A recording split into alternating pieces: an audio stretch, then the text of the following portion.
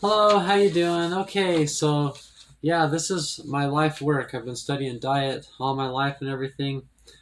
This one's been it's saved my life, with different health problems I've had and everything. The blue robe diet, also called the keto diet, but this is my version of the keto diet, so it's the blue robe diet.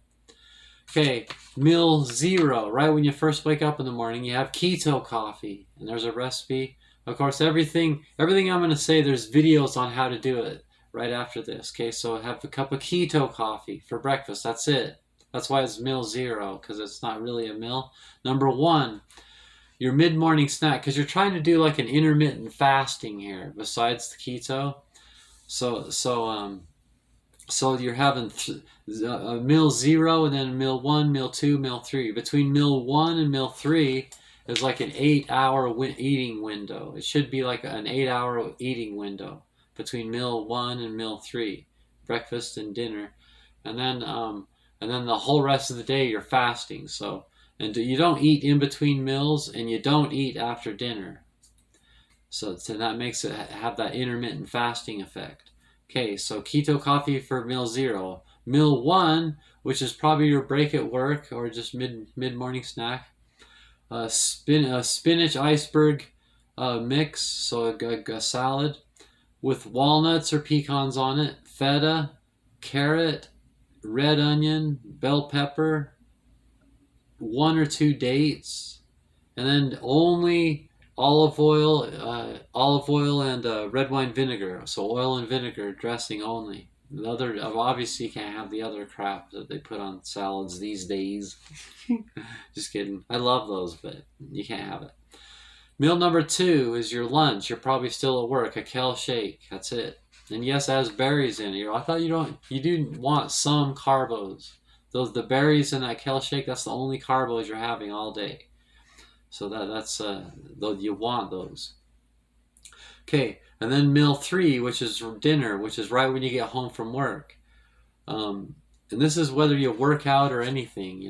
And you can have tea and coffee all day. Just don't sweeten it with anything other than maybe a squirt of stevia. Okay, so dinner when you get home from work. So this is a soup diet, like my diets usually are.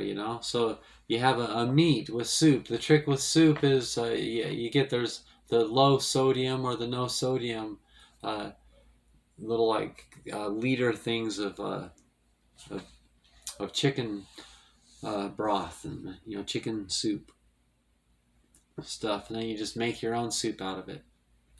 Okay, so as far as meat, you have get a can of sardines, wild caught, sustainably caught in water. Sardines, I like the boneless kind, but if you can stand to eat the bones and skins, it's only healthier. Sardines. So once a week, have a can of sardines as your meat source for this dinner. Once a week, have salmon.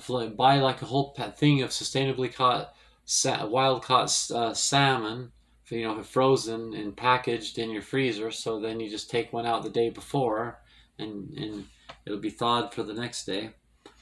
And I have recipes for all these things again. Another kind of seafood or fish. So you're having sardines, salmon, and some other kind of seafood or fish. So 3 times a week you're having fish as your protein source for your biggest meal. And then so that's 3. So you're trying to come up with 7. So there's 3. So then twice a week you will have eggs. So like an omelet or just any kind of egg recipe. And there's egg recipes in here. And then you would have turkey, or chicken.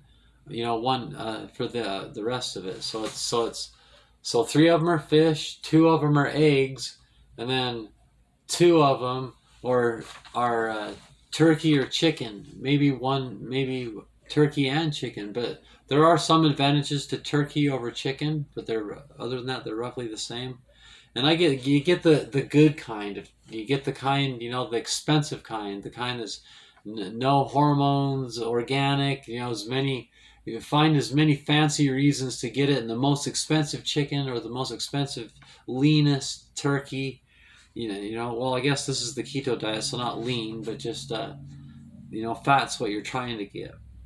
Okay, so that's the meat, and you only have the meat this 1 meal, and then also have some cooked veggies, usually broccoli, Brussels sprouts, beets, or asparagus, some sauerkraut, and there's videos on why you want to have the sauerkraut and all these things. A little bit of goat's cheese, and that's one of your delights. And then an electrolyte drink with no honey. So the electrolyte drink is something I do on all my diets.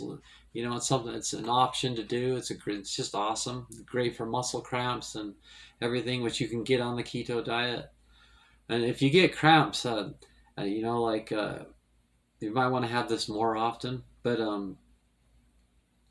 no honey, because that's carbos. So then an electrolyte drink, and then your dinner's done, and that's it. That's all you eat the whole rest of the day. So there's a lot to be said about that. There's videos on it, but yeah, your body has to get used to it. Before your body gets into ketosis, it's going to be uncomfortable. You're going to be really hungry and even sick, even nauseous. The keto flu, they call it, and your body will stink at first a little bit, and it's your body's you're just like it's really radical at first, but if you can get over that, you get used to it, and then it gets easy, it gets normal, and you look forward to it. Like you wake up, you're oh good, I get to have my keto coffee. You learn to love keto coffee. It's one of your greatest delights of the day and things like that. It's just a lifestyle, and you do get used to it.